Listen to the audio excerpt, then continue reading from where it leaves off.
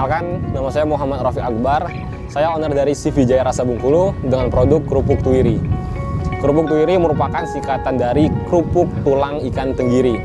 Sebelumnya, saya berasal dari Provinsi Bengkulu, di mana Bengkulu merupakan salah satu provinsi yang ada di Sumatera, yang dikelilingi oleh lautan yang luas dengan hasil laut yang cukup melimpah. Salah satunya yaitu hasil tangkapan dan olahan ikan tenggiri. Akan tetapi di Bengkulu, para penggilingan, masyarakat, para pengolahan itu hanya mengambil bagian daging, bagian kulit, dan bagian kepalanya saja, sehingga tulang ikan tenggiri tidak dimanfaatkan.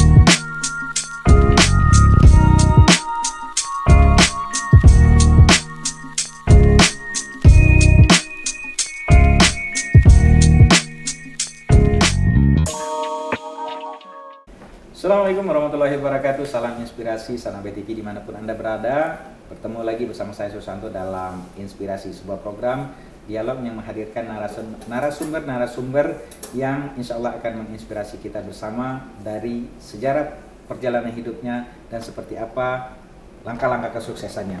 Biasanya saya menghadirkan tokoh nasional, tokoh politik atau pejabat-pejabat penting yang bagaimana karir mereka itu bisa melonjak. Namun kali ini narasumbernya menurut saya spesial dan luar biasa. Seorang anak muda masih 26 tahun dan pernah menjuarai begitu banyak kompetisi, dan luar biasanya ini adalah di bidang kuliner.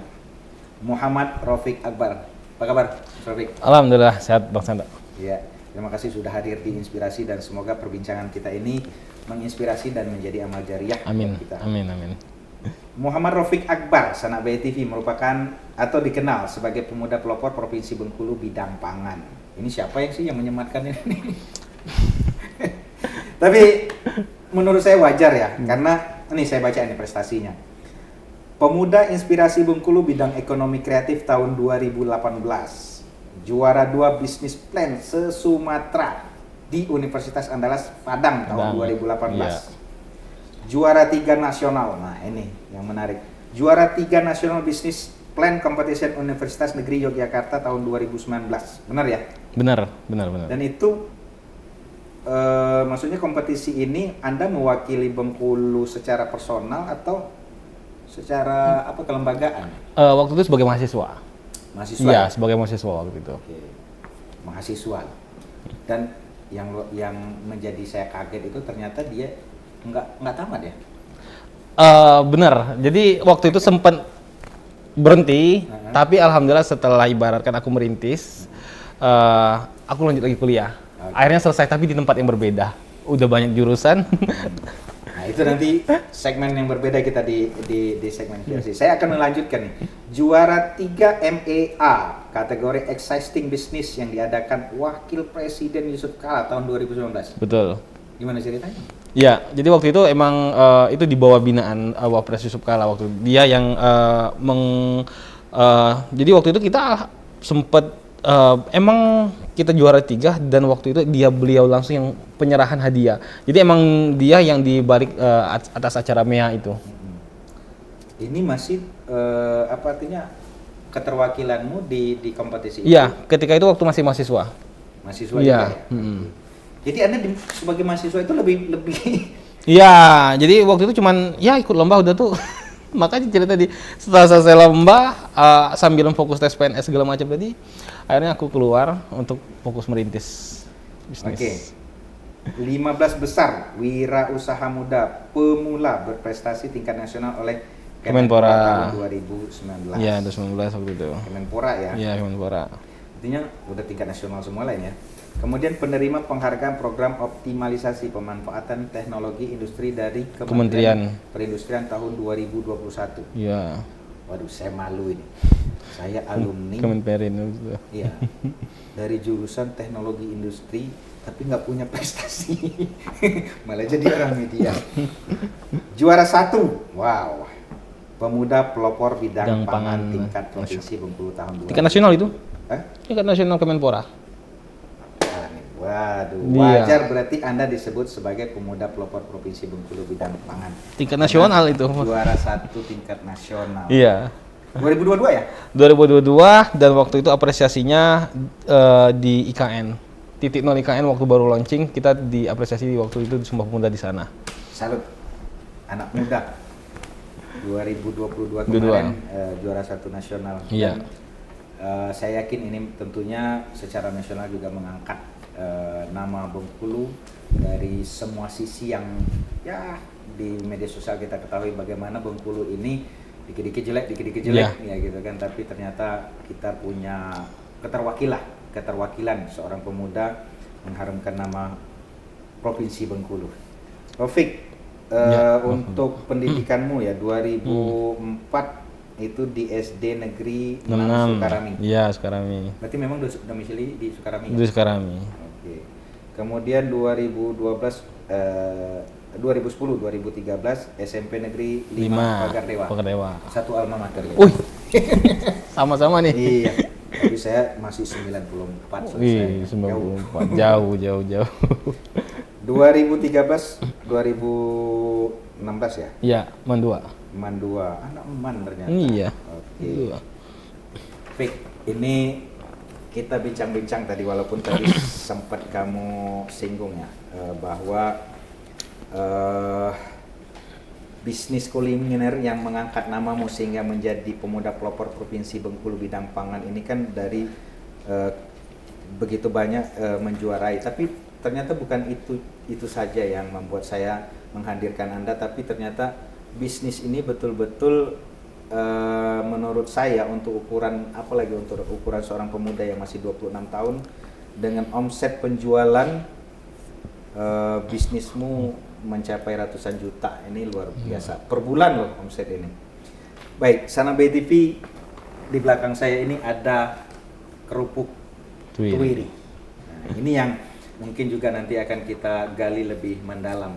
Kerupuk Tuwiri ini informasinya tingkat penjualan, revenue penjualannya ini puluhan sampai belasan ribu per bulannya ya. Iya. Berapa bisa sampai berapa ini? Per bulan itu kurang lebih 10.000 sampai 15.000 bungkus. Satu ini berapa nih? Di harga pasaran tuh di 12.500. 7.500. 12.500. Iya, itu. Ya. Harga jual di pasaran. Iya, harga jual di pasar. Saya ini agak penasaran gitu loh. Tingkat penjualan begitu luar biasa, menurutku pasti ada sesuatu yang istimewa. Makanya ini tadi saya ambil salah satu. Ini salah satu yang ini ya, apa namanya? Varian bestseller ya. Iya. Varian bestseller. Ini kerupuk Tuwiri ada berapa varian? Ada 5. Ada 5. Apa aja nih? Ada original, jagung bakar pedas manis, yang ini spicy barbecue. Barbecue. Iya, yang merah itu ada balado jeruk dan yang kuning ini ada cheesy corn, jagung keju. Tapi ini katanya salah satunya yang Iya, yang bestseller. bestseller ya. Saya penasaran, makanya saya coba ini. Kerupuk Apa dari sih tulang. istimewanya sebuah kerupuk gitu? Iya, dari tulang pula. Dari tulang pula lagi ini. Nanti kita cari tahu juga kenapa dari tulang. Ini saya coba ya. Bismillah.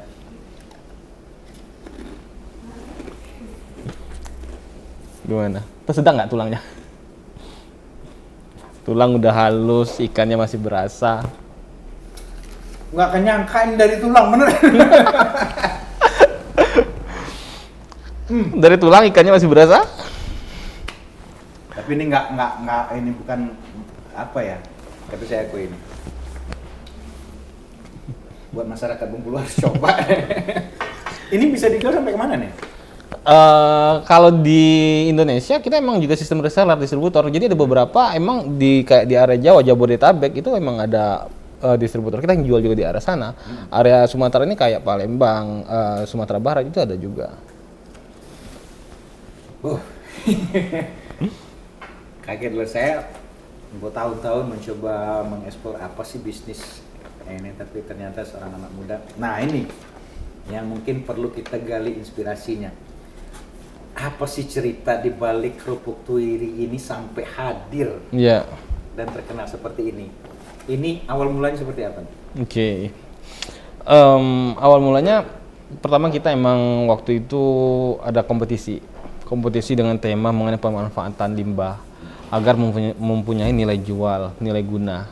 Jadi ya dari situ kita berpikir apa sih yang bisa kita manfaatkan di Bengkulu yang banyak dan memiliki nilai jual, nilai guna. Jadi waktu itu kita sempat mengolah sebelum tulang ikan. Jadi kita sempat mengolah cangkang telur. Cangkang telur pastinya banyak di mana-mana, entah itu dalam hal pengolahan martabak telur, bandrek dan segala macam lah. Pokoknya olahan telur tuh banyak. Jadi waktu itu kita manfaatin limbah cangkang telur. Akan tetapi kita nemui kendala akan rasa. Karena cangkang telur waktu itu kita olah jadi kerupuk juga, akan tetapi dari segi rasa nggak ada rasa, kemudian ada rasa pasir-pasir gitu. Karena cangkang telur kita giling halus, tapi masih tetap ada rasa pasirnya waktu jadi kerupuk. Nah, terus kita berpikir lagi apa sih yang di Bengkulu nih banyak. Jadi kita lihat Bengkulu laut, pesisir kita, hasil tangkapan kita banyak, dan ternyata ya ikan tenggiri banyak di Bengkulu, dan para penggilingan itu mereka hanya mengambil bagian daging, kulit dan kepala ikan tenggiri. Tapi tulang ikan tenggiri itu dibuang, nggak dimanfaatkan. Gitu ya? Iya, benar-benar nggak dimanfaatkan. Jadi maka dari situ kita berpikir untuk, ini kayaknya bisa kita manfaatkan. Tadi bahasamu dari tadi kita ini maksudnya kamu sendiri atau memang ada beberapa orang nih? Iya, kalau untuk kerupuk itu waktu kompetisi itu kita bertiga. Iya, untuk kompetisi waktu itu kita bertiga. Bagaimana kita untuk membawa lomba, makanya kita eksperimen kerupuk dari tulang ikan tenggiri karena melihat potensi akan limbah tulang ikan tenggiri waktu itu benar-benar banyak dan nggak dimanfaatkan waktu itu. Oke. Mahasiswa ya. Iya. Nah, ini harus diperjelas dulu nih. Waktu saya mahasiswa, saya sempat kuliah di IAIN waktu itu. Sempat di sana 1,5 tahun, 2 jurusan. 2 jurusan. Iya. Jadi waktu itu di semester 3. Semester 3 waktu itu untuk yang ikut lombanya tadi, kompetisi tadi. Untuk limbah ini ya. Iya. Inspirasinya. Jadi setelah itu kita ikut lomba itu di Universitas Andalas tadi, Padang. Itu kita ikut lomba, kita juara 2 se-Sumatera waktu itu. Juara 2 se-Sumatera. Nah, ini balik lagi nih, tadi bertiga akhirnya menyemakati bahwa ini tulang tenggiri gitu kan. Lebih fokus bahwa apa sih sesuatu yang sampah tapi memiliki cita rasa. Iya. Seperti itu kan kira-kira. Mencoba tadi apa namanya cangkang telur kan. Iya. Nah, selain itu sebelum sebelum ketemu ini ada lagi nggak maksudnya sampah? Kalau bicara sampah banyak gitu lah, kulit nanas kayak kulit mangga kayak gitu kan, atau kulit apel kayak misalnya gitu kan. Nah, sampah kok. Jadi waktu itu emang kita kebetulan setelah cangkang telur emang ke tulang ikan. Jadi tulang ikan ini sebenarnya bukan dalam bentuk sampah, hanya saja hasil samping dari ikan tenggiri dalam bentuk tulang tapi nggak dimanfaatkan. Nah, jadi ini bukan sampah yang dibuang kita pungut enggak, tapi kita emang kerjasama. Jadi waktu itu ya ke penggilingan kita jalin komunikasi, tulangnya jangan dibuang. Kalau kesannya dibuang itu kita ngemungut kayak gitu udah kontaminasi dan segala macam.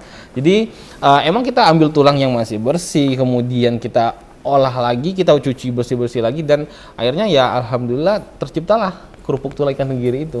Oke. Sana BTV kita harus rehat sejenak. Nanti kita akan kembali lebih mendalami ini seperti apa pengolahan sebuah tulang atau bagian tulang yang menjadi sampah ini menjadi produk yang memiliki nilai guna tinggi ini. Jangan kemana-mana, tetap di Inspirasi.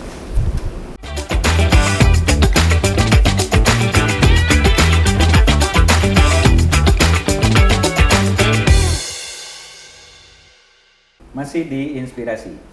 Baik, Fik, tadi artinya kamu menemukan ini nggak terlalu memiliki tantangan yang berarti lah ya, sampai ketemu ini limbah yang akan kita lakukan uji coba. Sebuah tulang ikan. Jadi dulu tuh benar-benar kamu mendapatkan tulang itu nggak ada bayar-bayar kan? Oke. Jadi pertama mengenai tantangan tadi, bukan berarti nggak ada tantangan. Jadi kita emang nggak ada basic buat kerupuk. Jadi untuk menjadi kerupuk yang ngembang kayak gitu kan, berasa gitu, itu walaupun kita dapat tulang ikan tenggiri langsung nih, tapi untuk menjadikan dia kerupuk itu yang tantangannya. Jadi kita sampai 15 bahkan puluhan kali untuk buat dia benar-benar oh ini layak, ini udah enak kayak gitu. Nah, itu yang benar-benar kita uji coba terus, eksperimen, kita produksi, kita gunain pakai plastik, minyak segala macam, kita potong, kita jemur nggak ngembang lagi kayak gitu kan. Itu yang menjadi di tahap awal tuh posisi adonan itu. Iya, itu yang tantangan ya? yang benar-benar di awal bagaimana ini kerupuk ini layak dimakan dan dia kembang. Nah, mengenai bahan baku tadi, jadi benar di awal itu malahan para penggilingan terima kasih sama kami, udah diambil, mereka nggak perlu buang lagi gitu. Jadi memang benar-benar gratis, free waktu itu. Iya. Di saat itu gitu. Iya. Artinya dapat gratis gitu. Dapat gratis. Tapi begitu itu. Ini para yang itu jadikan sampo, punya nilai jual nih. Sekarang masih gratis atau udah beli di sana? Jadi semenjak kita udah alhamdulillah mulai lancar waktu itu kan. Jadi emang kita jalin kerjasama agar ini emang udah disiapkan untuk kita siapin tempatnya, jangan dibuang kayak gitu kan. Jadi emang kita jalin kerjasama, kemudian kita hargain kayak gitu. Kita hargain bagaimana biar satu sisi nggak dikasih ke orang. Siapa tahu ada orang yang mau ngambil juga segala macam kayak gitu kan. Jadi emang kita jalin kerjasama untuk mereka siapin untuk kita, jangan dibuang, kemudian juga jangan dikasih ke orang. Jadi kita sama-sama enak lah sampai sekarang kayak gitu. Artinya udah nggak gratis lagi lah ya? Iya, sama-sama. Aku nggak tahu nih. Ya. Untuk kerupuk berbahan dasar tulang ikan tenggiri ini hanya kerupuk Tuiri kah atau ada kompetitor yang mencoba? Oke. Sejauh ini malahan di Bengkulu sampai saat ini bahkan kalau Bang Santo lihat di Google kayak gitu kerupuk tulang ikan tenggiri cuman merek kerupuk Tuiri yang muncul rata-rata di Google. Bahkan kita berani menyampaikan beberapa kali aku presentasi segala macam bahwa ini kita sebagai pelopor untuk kerupuk kalsium tulang ikan tenggiri pertama di Indonesia. Jadi kita berani mengklaim bahwa ini kerupuk Tuiri yang emang konsisten, entahkah di tempat lain ada ataupun enggak mengenai pengolahan tulang ikan tenggiri. Kalau secara media, secara di web berita segala macam, dari yang sampai saat ini 6 tahun itu emang kerupuk Tuiri yang konsisten yang mengolah hasil samping tulang ikan tenggiri tadi. Ini apakah karena memang adonan komposisinya memang agak rumit atau karena kalau kulihat ya nggak tahu ini apa memang strategimu gitu kan, maksudnya kan memang harus melampirkan kan komposisi bahan ini hanya tulang ikan tenggiri, tepung tapioka dan garam gitu loh. Iya. Kesannya kalau simpel kalau kelihatannya. Kalau orang berpikir bisnis, pengen coba gitu ya. Tapi ternyata enggak. Di lapangan enggak kayak gitu. Bagaimana proses pengolahan tulang ikan ini enggak semudah bagaimana ngolah daging kayak gitu. Ini perlu perlakuan khusus, bagaimana pencuciannya itu nggak bisa sekali cuci langsung giling. Karena kita harus memastikan, jadi kita di Instagram kayak itu bagaimana proses pengolahan itu kita benar-benar terang-terangan kayak ini, bahwa kita meyakinkan pelanggan kita bahwa kita emang diolah secara baik, secara higienis. Jadi mulai dari tahap pencucian, tahap penggilingan itu juga nggak bisa sekali giling langsung selesai. Ini tulang, sekali giling nggak halus kayak gitu kan. Jadi emang berulang-ulang. Mesin penggiling pun? Iya, jadi emang dari mesin penggiling pun ya emang penggiling khusus kayak gitu kan. Jadi kalau dari segi bahan baku mungkin lihatnya simpel, tapi proses pembuatannya itu benar ya bisa dikatakan itu yang membuat orang tidak banyak yang mengolah. Itu tidak bisa ditiru orang dengan gampang. Iya, dengan gampang. Bahkan untuk jadi kerupuk pun bisa waktu 3 hari. 3 hari baru jadi kerupuk. Iya, karena ada proses pendinginan, proses pemotongan, penjemuran, penggorengan itu makan 3 hari. Oke, Sanak B2B. Kita kembali Frik, untuk hal yang mungkin ini juga tadi kita udah tahu ya bahwa omset penjualan itu luar biasa. Nah, kita juga pengen tahu nih di bisnismu ya. Sekarang ini nggak ada niat atau itu kamu patenkan nggak kan? Kalau merek udah dipatenkan. Oh, merek udah dipatenkan, Tuirinya ya? Iya. Nggak, di bisnismu ini hanya produk ini atau ada yang lain? Ini salah satu produk. Jadi kami emang fokus, aku waktu pertama mulai sebelum ada Twitter aku juga udah mulai jualan. Ada Baitat, makanan khas Bengkulu, sama Perpunai. Jadi waktu itu momen itu emang orang tua udah mulai waktu itu, tapi hanya Lebaran. Jadi nerima orderan waktu Lebaran kayak gitu kan. Jadi ya ketika aku tadi sambilan fokus, dulu fokus aku cuma PNS waktu taman SMA. Jadi ya aku sibuk tes PNS sambilan kuliah. Makanya tadi tes PNS nggak lulus, kuliah ini 2 jurusan pindah-pindah. Tes PNS nggak lulus, nilai kuliah hancur. Makanya aku pilih untuk cuti, untuk fokus melanjutin bisnis orang tua tadi yang buat waktu itu cuma waktu Lebaran. Aku buatlah untuk aku ajak orang tua untuk kita titipin ke toko oleh-oleh waktu itu. Tapi produksinya per hari jadinya. Iya, tapi waktu itu nggak per hari juga karena udah dititip nggak laku langsung kan kayak gitu kan. Jadi waktu itu aku ajaklah untuk orang tua, aku perbaiki kemasan pelan-pelan, aku urus perizinan untuk oleh-oleh waktu itu, Baitat, Perpunai, dan sambilan waktu itu kan itu 2017 waktu itu, 2019 ada Twiri, 2018-19. Nah sampai ke tahap sekarang ya nggak berasa kayak gitu, berproses. Sekarang kita udah punya toko oleh-oleh sendiri, kita juga udah punya puluhan produk sendiri kayak gitu. Artinya selain ini kan banyak produk lain juga yang dititipin ke tokomu intinya kan seperti itu. Tapi yang menariknya ya kembali sih ke kerupuk Twiri ini nih Sana BTV dengan omset yang ratusan juta loh per bulan. Ini kamu mempekerjakan berapa banyak orang? Saat ini kita punya 32 orang tim kita, 32 orang. 32 orang ini di tim produksi atau termasuk pemasaran? Termasuk ada di bagian toko, ada di bagian produksi, ada tim pemasaran juga. Itu 32 orang saat ini. Oke, kita coba belajar hal pemasaran ini karena tadi kamu mengatakan bahwa ini 2019 kan, akhirnya 2019.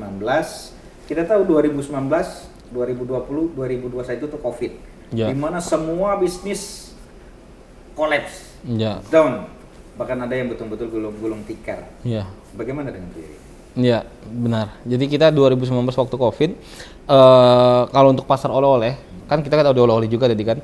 Kalau kayak Baitat, Perpunai emang nggak jalan, karena orang wisata nggak ada, orang nggak datang berwisata karena benar-benar COVID waktu itu. Tapi di Twiri kita bisa jual keluar dalam artian kata kita bisa sistem reseller, distributor, orang ambil lagi kita kasih harga murah, mereka jual lagi. Jadi waktu itu bagaimana kita mengatasi strategi kita lah di 2019 ketika COVID. Jadi emang di media sosial kita kencengin di situ, mulai dari promosi, iklan berbayar, kita endorse ke selebgram, influencer, kayak gitu kan. Jadi kita tingkatkan di sana. Kamu kan itu bayar kan? Maksudnya? Bayar. Sorry. Oke, 2017 kamu memulai bisnis ini kan, sambil coba-coba dan segala macam. Kemudian muncul ini kan di 2019. Itu antara 2017 sampai dengan 2019 ekonomimu untuk mensupport ini tetap survive itu seperti apa? Karena kan endorse harus dibayar. Iya, betul. Iklan walaupun di medsos kan harus dibayar gitu. Jadi makanya ketika itu resiko harus diambil kayak gitu. Jadi ya atas keuntungan yang ada dari 2017, 18, 19, ya ketika keuntungan uang kas ada walaupun nggak begitu banyak waktu itu, ya ini harus diambil, resiko ini harus diambil. Kita harus nggak bisa kita bertahan dengan offline waktu itu, mengandalkan pariwisata datang. Berapa budget sih waktu itu kamu habiskan untuk mengendorse? Bisa dikatakan 2019 itu kalau dikatakan nilainya itu 20-an lebih. 20 juta? Lebih ya. Waktu 2019 waktu itu. Di saat waktu itu ibaratkan penjualan aku pun masih biasa-biasa aja. Tapi resiko harus diambil kayak gitu. Dengan tujuan ya kita bisa bertahan di Covid dan penjualan meningkat. Dan ternyata ya betul waktu itu. Sebentar, angka 20 juta itu buat 1 bulan ya? Atau iya, kurang lebih 1 bulan waktu itu. Angka 20 juta pada saat itu untuk seorang Muhammad Rafiq dengan memulai bisnis itu angka yang seperti apa pada saat itu? Itu angka yang benar-benar bagi aku sesuatu nilai yang berharga. Kalau ini nggak menghasilkan, aku bisa rugi, bisa berhenti kayak gitu. Jadi benar-benar mengharapkan atas resiko yang aku ambil dari promosi ini bisa berlipat ganda atas orderan orang daftar jadi reseller, ngambil Tapi jumlah banyak. tentunya kamu kan pasti melakukan analisis dulu dong. Ya. Sebelum mengambil sebuah keputusan itu sehingga kamu yakin it's okay. Aku budget promosi. segini siap terima resiko. Nah, analisis itu ya yang kita pengen tahu gitu. Ya, jadi di 2019 aku sebenarnya belum begitu banyak pengalaman.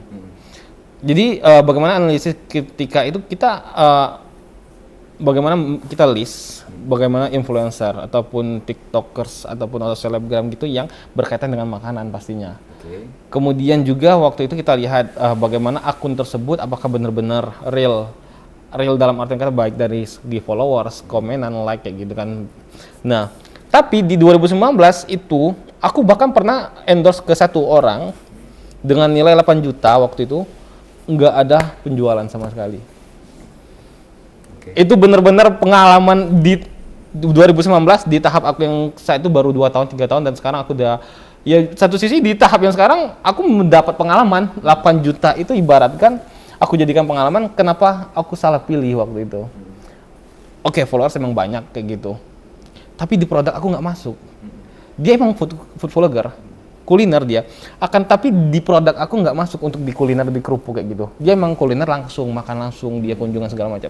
Waktu itu 8 juta.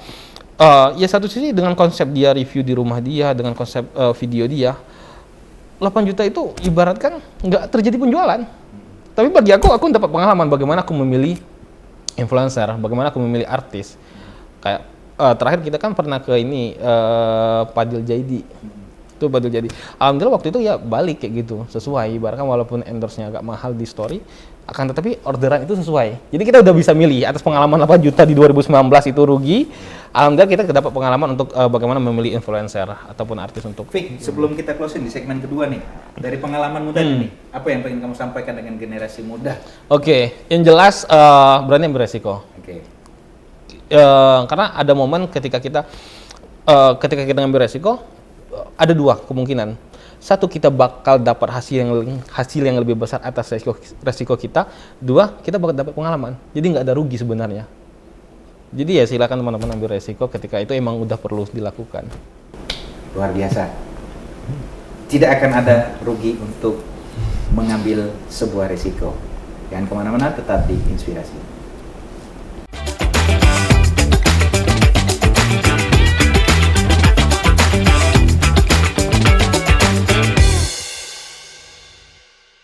Masih di Inspirasi bersama saya Susanto dan Muhammad Rafiq Akbar. Fik, tadi di segmen pertama dan kedua kita sudah mendapatkan gambaran ya bagaimana bisnis kerupuk Tuiri dan awal mulanya ini bisa berkembang. Tapi kita pengen tahu nih Fik, sebenarnya seorang Rafiq ini kan kalau historimu tadi gitu kan, ini mahasiswa Stein lagi gitu kan. Iya. Kadang nggak ya di mana nyambung ya Stein ke Kerupuk gitu kan. Kemudian dari Man gitu. Ya dari Man juga. Dari Man. Kemudian ya oke lah, kamu latar belakang karena itu tadi ya orang tua terutama ibumu kan pembuat kue. Iya. Kue tapi bukan kerupuk. Betul. Nah ini kita pengen tahu gitu loh, sebenarnya tuh ada sesuatu memang dari kecil bakatmu memang ke arah bisnis dan ke arah kuliner atau seperti apa sih? Sebenarnya nggak ada sama sekali. Mengalir aja gitu? Iya, mengalir aja. Lebih ke aku lihatnya karena waktu itu keadaan yang memaksa aku untuk berjualan. Jadi sebelum ini pun aku waktu itu jual telur gulung, cilok, di pinggiran. Jadi waktu sambilan jualan oleh-oleh yang ibu tadi Baitat, karena perputarannya lama di toko-toko, aku buka telur gulung. Ketika itu udah cuti, jadi aku memberanikan diri bagaimana membuka telur gulung di IAIN. Waktu di umur aku itu waktu 19 tahun kalau nggak salah. Di waktu itu teman-teman kuliah aku jual telur gulung, kemudian jual cilok karena atas keadaan tadi. Keadaan yang memaksa, kenapa? Karena posisi waktu itu ya orang tua buruh harian, bongkar muat barang. Ibu rumah tangga. Dia jualan tadi kayak nggak ada, ibaratkan ya benar-benar sepi kayak gitu kan. Waktu lebaran aja. Jadi karena aku PNS aku nggak lulus, aku kuliah tadi udah pindah-pindah. Jadi bagaimana aku berpikir untuk mengurangi beban orang tua. Kamu merasa bahwa beban orang tua? Iya, ketika itu karena UKT kuliah itu orang tua yang bayar, sedangkan aku kuliah pindah-pindah. PNS aku nggak lulus kayak gitu. Jadi solusinya waktu itu emang aku harus jualan kayak gitu. Jadi bagaimana aku tujuan awal aku jualan ataupun bisnis waktu itu, aku cuman ingin dari bisnis aku bisa buat orang tua aku berhenti kerja buruh harian, bongkar muat barang. Karena ya itu yang membuat itu aja cuman tujuan bisnis. Karena orang tua pulang bongkar muat barang, badan sakit, orang udah semakin tua. Jadi tujuan aku waktu itu cuman gimana cara lewat bisnis ini orang tua aku bisa berhenti dari kerja buruh harian. Cilok tadi itu. Iya, dengan cilok tadi sambilan oleh-oleh tadi. Tuiri belum ada waktu itu.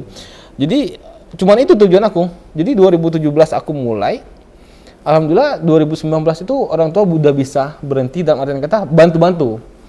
Enggak bongkar muat barang lagi, bahkan bantu-bantu buat kerupuk. Jadi ya alhamdulillah kayak gitu. 2019 waktu itu. Berapa saudara? 3 bersaudara. Kamu anak. Aku nomor 2. Nomor 2. Pada saat kamu kuliah itu dan merasa kamu punya kamu adalah beban itu, kakakmu udah berkeluarga atau Belum, waktu itu belum berkeluarga. Ya kuliah ibaratnya juga atau gimana? ya waktu itu dia kayaknya itu 2019. 2017. 17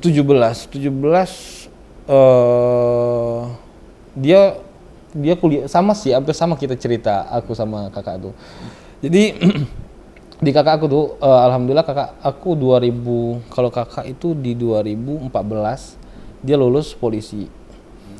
Posisi waktu itu dia mau kuliah, benar-benar nggak mau polisi malahan. Tapi dia sempat berpikir ya ibaratkan ketika pantauhir akhir cerita orang siapkan uang segala macam. Jadi ya ini cerita mengenai keluarga ya. Di kakak aku tuh benar-benar nggak ada di telepon waktu itu. Jadi nggak ada di telepon waktu itu dan alhamdulillah kakak lulus. Tapi satu sisi ya keadaan aku 2017 ya ibaratkan ya posisi kehidupan aku merasa beban itu ya karena emang aku mau PNS juga, ibaratkan aku yang mau jadi polisi, malah kakak yang nggak mau jadi polisi dia jadi ada jalannya di sana. Sedangkan aku nggak lulus, semua tes nggak lulus, kuliah aku hancur. Jadi ya kita udah makin dewasa kayak gitu kan, kita udah nggak mau jadi Adik beban pada orang saat tua. itu? Adik waktu itu masih SMP kalau nggak salah. Jadi aku ya emang di jiwa aku yang mau mandiri kayak gitu. Oke. Nah, tadi kamu cerita bahwa kamu coba untuk mengejar cita-cita menjadi PNS, kemudian ada berapa kali sih kamu tes? Gitu? Di 2016 aku tes, 17 tes, 18 masih tes. Itu udah kayaknya seluruh yang berkaitan dengan TNI, Angkatan Laut, Darat, Polisi, Kemenkumham, Basarnas, aku itu ikutnya semua. Nggak ada lolos. Nggak ada yang lolos. Mata nih. Nih, pakai kacamata. Iya, karena baru tahu waktu itu aku Sebentar, 3 kali di mata juga. perasaanmu setiap gagal Iya. gitu? Jadi aku benar-benar ingat waktu itu aku berpikir kayaknya Tuhan nyiapin jalan aku di tempat lain. Jadi waktu itu udah mulai lihat motivasi bisnis kayak gitu kan. Jadi situ mulai timbul. Kayaknya aku siapa tahu aku di bidang usaha. Jadi ketika emang udah gagal terus tuh aku berhusnuzon aja, kayaknya emang ada jalan lain. Mungkin aku disuruh jadi pengusaha. Jadi itu aja, padahal itu sebagai motivasi untuk menguatkan diri nggak lulus gitu tadi. Cara menghibur diri sendiri. Iya. Kalau lulus tadi. Kalau gini, kamu pasti bercerita lah sama orang tua kan, setiap mengikut tes mungkin minta doa dan segala pasti. macam gitu kan. Itu setiap gagal itu respon orang tua gimana sih? Lebih ke dia menyemangatin pasti yang jelas apa keputusanku orang tua dukung. Jadi ya atas yang udah terjadi mengenai tes yang gagal segala macam, aku cuti kuliah kayak gitu. Itu sempat berdebat kayak gitu, ibaratkan orang tua udah cari uang, bongkar muat barang segala macam kayak gitu kan. Kenapa mau putus kuliah kayak gitu. Jadi bagaimana ketika itu ya aku kita sebagai anak tuh kita beranggapan kita ini udah dewasa, kita harus bagaimana apa yang kita putuskan itu tanggung jawab kita. Jadi aku berusaha untuk meyakinkan orang tua bahwa ya aku mau coba ke pembisnis, coba jadi pengusaha kayak gitu kan, dengan mulai berjualan. Karena posisi waktu itu ya tes selalu gagal kayak gitu. Ya emang orang tua nggak setuju kayak gitu kan. Lebih baik kuliah dulu, selesaikan kuliah kayak gitu. Itu tanggung jawabku sebagai orang tua. Iya, kayak gitu kan. Tapi ya dari aku memutuskan untuk ya aku yang bertanggung jawab untuk diri aku kayak gitu kan. Aku udah dewasa, makanya aku putuskan untuk jualan. Dan alhamdulillah 2 tahun aku berjualan, aku lanjut lagi kuliah. Tapi di universitas terbuka waktu itu. Bisa Sabtu Minggu.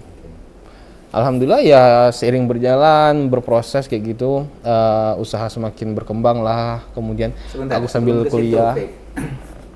Apa sih di dalam bayanganmu pada saat usia itu, di masa itu 2017-19 lah ya, cita-citanya yang begitu besar untuk menjadi PNS, itu di benakmu tuh apa sih gitu loh? PNS itu apa sih gitu? Iya. Jadi itu emang di benak aku waktu itu sukses pokoknya PNS. Begitupun kebanyakan orang tua mau taunya ya, anak itu sukses itu ya PNS gitu. Aku pun terbangun di pola pikir aku, mindset aku kayak gitu. Kalau aku mau sukses ya PNS waktu itu. Tapi ya seiring berjalan karena nggak ada jalan di sana, jadi mindset ini harus diubah kayak gitu. Mindset ini harus diubah. Aku harus mungkin bersirkel, berteman ke orang-orang yang mungkin mempunyai mindset lain kayak gitu. Dan aku harus membuka pandangan baru. Makanya di situ aku cari motivasi bisnis waktu itu. Aku tonton video-video Bob Sandino dan segala macam waktu itu kan. Dan alhamdulillah ya terbangun jiwa bisnis pelan-pelan, coba merintis dan segala macam. Dan alhamdulillah sampai di Akhirnya muncul jiwa bisnis. muncul jiwa Oke, bisnis. kalau ku tanyakan gini, siapa sih orang yang entahkah itu di kehidupan nyatamu atau di kehidupan mayamu tadi melalui tontonan itu yang paling menginspirasimu untuk berbisnis? Siapa? Kenapa? Kalau ditanya sampai saat ini itu aku cuma bisa jawab karena aku berbisnis karena keadaan waktu itu. Jadi kalau ditanya siapa, jadi aku nggak nemu siapa yang menginspirasi aku. Tapi itu tadi aku beberapa kali sering lihat quotes bisnis kayak itu kan, kata-kata bagaimana mau freedom dan segala macam. Padahal waktu itu untuk mewujudkan itu nggak kebayang bisa terwujud di titik yang saat ini. Ibaratkan aku mau keluar bisa, udah lepas kayak gitu kan. Nah, itu aja kata-kata quotes motivasi itu yang terkadang aku sering baca yang menjadi ya pembakar semangat lah. Tapi balik lagi, aku punya alasan kuat, orang tua. Orang tua aku udah semakin tua. Kemudian aku menjadi beban bagi diri aku. Dan ini itu yang menjadi alasan kuat untuk bertahan. Apakah kamu di 2017 sampai 2019 itu berada di komunitas-komunitas pebisnis? Iya. Ketika itu aku ada perkumpulan wirausaha muda Bengkulu. Itu isinya orang tua semua. Aku anak muda satu-satunya. Kayak event waktu HUT Provinsi Bengkulu di Sport Center kayak gitu. Aku udah jualan di sana. Teman-teman aku bapak-bapak, ibu-ibu. Aku udah jualan oleh-oleh, ikut buka stand, ngambil stand kayak gitu. Di saat itu teman-teman aku udah pada saat itu ya mungkin sedang asik bermain ataupun sedang kuliah kayak gitu kan. Aku udah buka stand jualan berteman sama orang-orang tua waktu itu. Baik. Kalau dari ceritamu tadi artinya kan kalau soal penyemangat atau motivasi itu kayaknya ngacak juga lah ya. Iya. Kadang ketemu quote kayak gini, Betul. ya ketemu nih soul-nya gitu, oh ya benar gitu kan. Ya, tapi kadang-kadang mungkin kayak kamu bilang tadi, oh nonton Bob Sandino, oh iya gitu kan. Iya, Gitu. itu pembakar Tapi semangat. dari semua itu memang sebuah keadaan lah yang membentukmu untuk Betul. menjadi seorang pebisnis. Iya. Keadaan dari sebuah kegagalan menjadi PNS, TNI Polri, Iya. kemudian keadaan keluarga atau orang tua gitu kan. Orang Tapi tua, sejauh iya, ini dasar. memang apa ya maksudkan? Apakah memang orang tuamu itu juga menjadi motivasi terbesarmu atau ada seseorang nih yang mungkin istimewa juga yang ikut membantu memotivasi? Iya, orang tua waktu itu setelah aku memulai merintis, bagaimana orang tua terlibat. Tentunya waktu itu bisa dikatakan kami cuma bertiga karyawan. Kami inilah aku, kedua orang tua. Jadi mulai subuh itu udah mulai pengadonan kayak gitu. Jadi ya ketika di tahap itu orang tua juga emang menjadi salah satu penyemangat untuk bertahan. Dan yang karena orang tua udah tahu aku nggak lulus PNS, jadi aku pilih jalan ini. Ya atas pilihan aku itu tadi, ya orang tua mendukung kayak gitu. Walaupun pada di awal-awal ragu, dia lebih suruh aku kuliah. Tapi bagaimana aku kekeh untuk aku mau jadi pembisnis jualan. Dan alhamdulillah ya orang tua membersamai untuk menyemangati dalam proses itu waktu itu. Oke. Fik, sebelum menutup closing segmen ketiga ini, apa yang ingin kamu sampaikan kepada para orang tua di luar sana yang memiliki anak-anak generasi Z saat ini? Oke, jadi paling tentunya zaman kita nggak sama kayak gitu kan, maksudnya pola pikir orang tua dan sekarang nggak bisa sama. Jadi maksud aku cuma mau sampaikan bagaimana atas apa yang ada di pola pikir anak-anak sekarang mengenai pilihan hidup ataupun tujuan hidup, mengenai entahkah mereka mau jadi PNS apapun itu, jangan dijadikan patokan atas permintaan orang tua. Maksudnya ketika pun permintaan orang tua kita berusaha untuk tes PNS tapi nggak ada lulus, tapi jangan, maksudnya tolong anak-anak muda sekarang disupport atas apa yang bidang-bidang mereka tekuni, bahwa sekarang bahwa sukses itu nggak mesti PNS untuk di saat ini ya. Jadi bagaimana mindset orang tua tolong dibuka lebar juga, bahwa dunia ini ya dalam hal pekerjaan juga luas kayak gitu. Jadi atas apapun keputusan anak-anak didukung selagi itu hal-hal baik. Itu aja sih. Luar biasa. Sana BTV jangan kemana-mana, tetap di Inspirasi.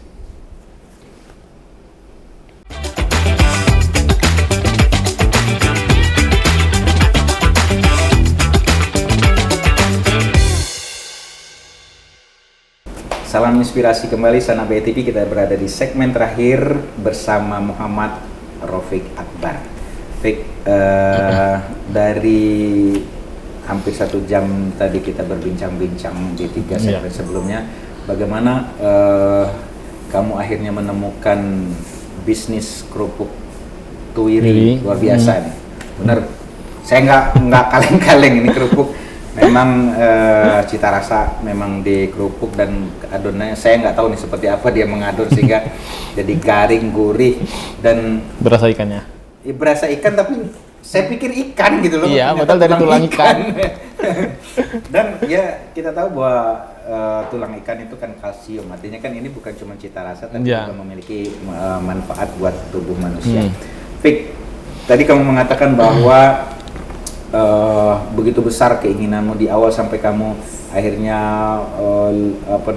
katakanlah drop di perguruan tinggi itu karena begitu besar keinginanmu untuk menjadi PNS.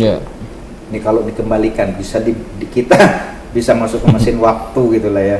Kalau kita balikan kembali di 2017 ke 2019 itu, kamu lebih memilih kesempatan menjadi PNS atau seorang pebisnis? Oke.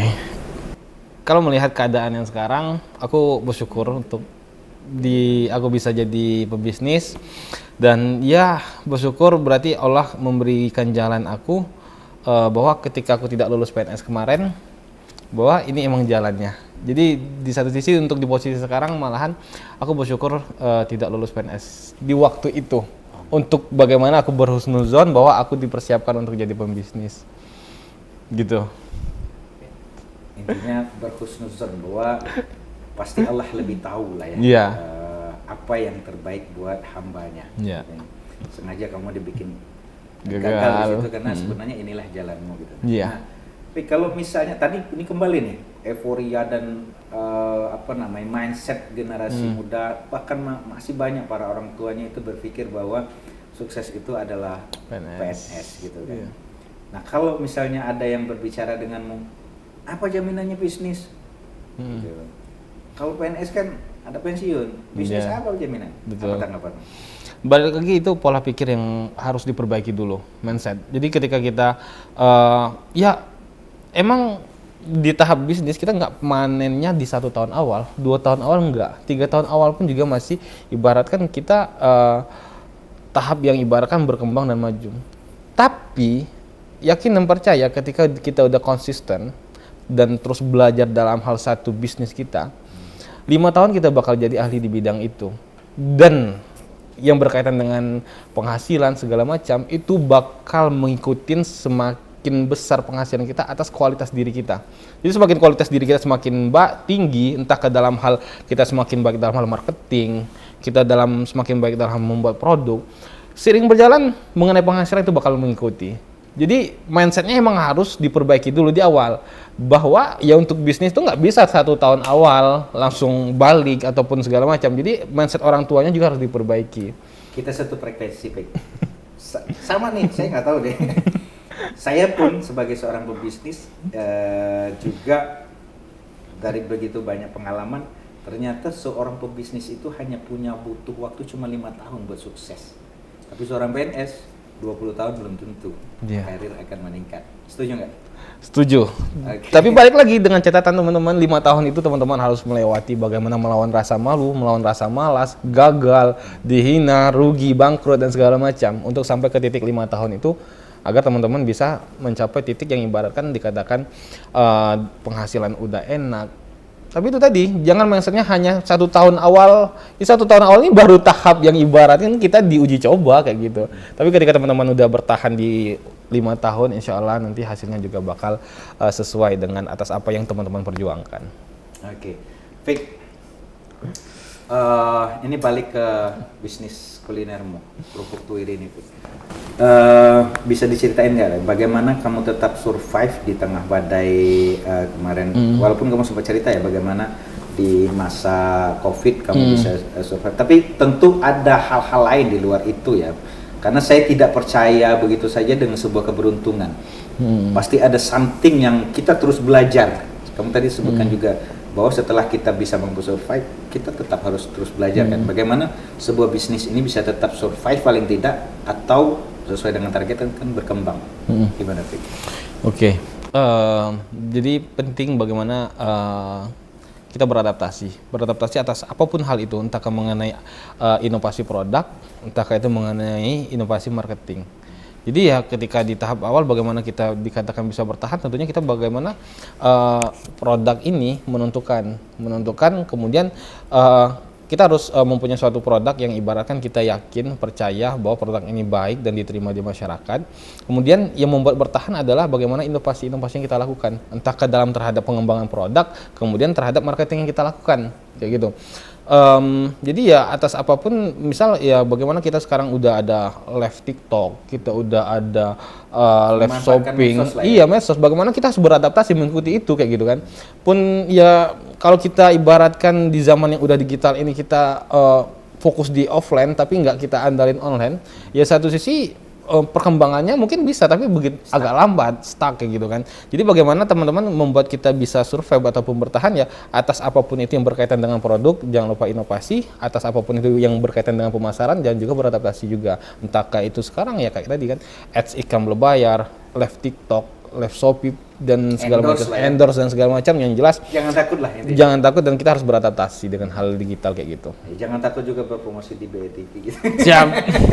Baik, terakhir Baik, mungkin ya dari semua pengalamanmu itu apa nih yang bisa kamu share, kamu bagi ke terutama generasi muda nanti? Oke, paling aku mau bilang jangan lupa memulai, kemudian bertahan dan terus belajar. Sisanya tinggal masalah waktu, cepat atau lambat semua akan semakin baik. Kemudian satu lagi, aku cuma bilang memulailah lebih awal, siapa tahu bisa sukses lebih awal juga gitu. Luar biasa. Fik, terima kasih sudah bersedia Sama-sama, bersama kami di Inspirasi ini, dan sekali lagi semoga apa yang kita obrolkan ini betul-betul menjadi salah satu referensi dan inspirasi buat generasi muda tentunya. Amin, amin. Dan kita berharap juga generasi muda untuk membangunlah mindset positif gitu. Iya. Dan sukses terus buat Kerupuk Tuirinya. Amin, amin, amin. Terima kasih, Mas Hendra. Assalamualaikum warahmatullahi wabarakatuh. Waalaikumsalam Salam warahmatullahi inspirasi. wabarakatuh.